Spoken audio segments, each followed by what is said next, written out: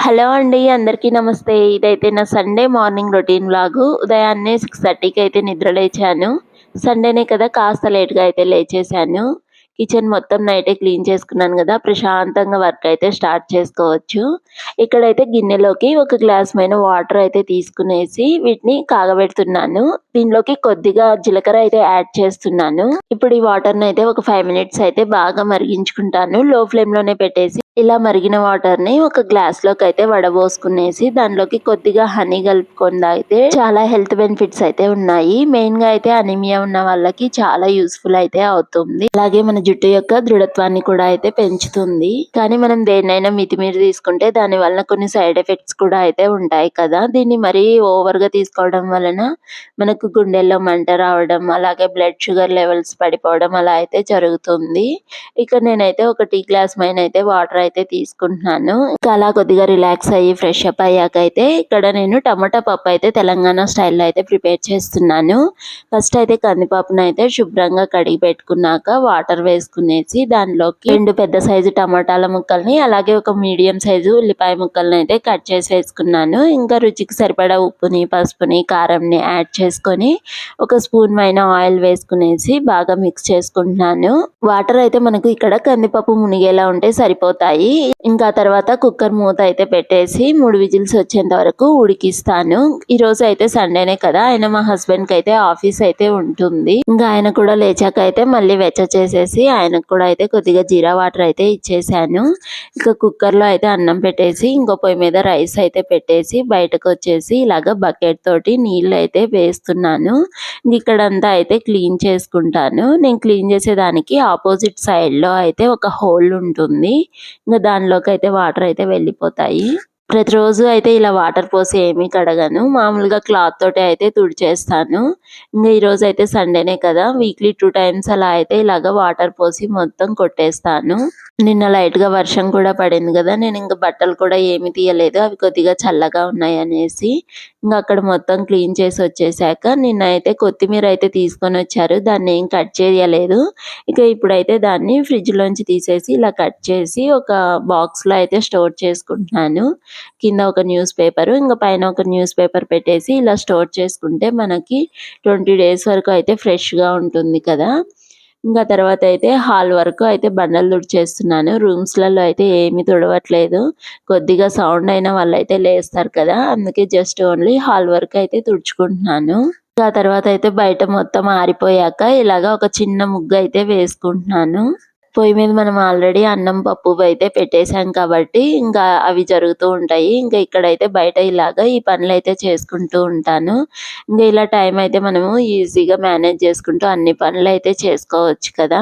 ఎంతైనా మనం ఉదయాన్నే కసువు చిమ్ముకొని ఇలాగ మొత్తం క్లీన్ చేసుకున్నాక ఇల్లు కూడా చూసుకోవడానికైతే చాలా మంచిగా అయితే అనిపిస్తుంది కదా! ఒక మంచి పాజిటివ్ ఫీల్‌తో అయితే ఉంటుంది.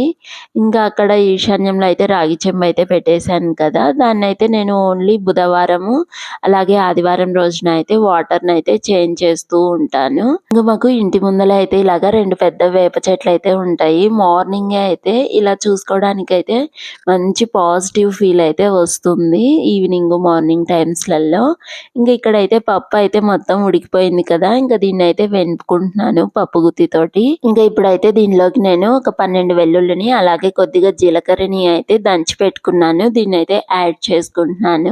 అలాగే కొద్దిగా చింతపండు రసాన్ని కూడా వేసుకునేసి బాగా మిక్స్ చేసుకుంటాను. మనం యాడ్ చేసినటువంటి ఈ వెల్లుల్లి, జీలకర్ర వల్లే టేస్ట్ అయితే చాలా బాగా వస్తుంది. ఒకటికి 3 ముద్దలైతే ఎక్స్‌ట్రా అయితే ఖచ్చితంగా తింటారు. మా వాళ్ళకైతే చాలా ఇష్టం ఈ పప్పంటే.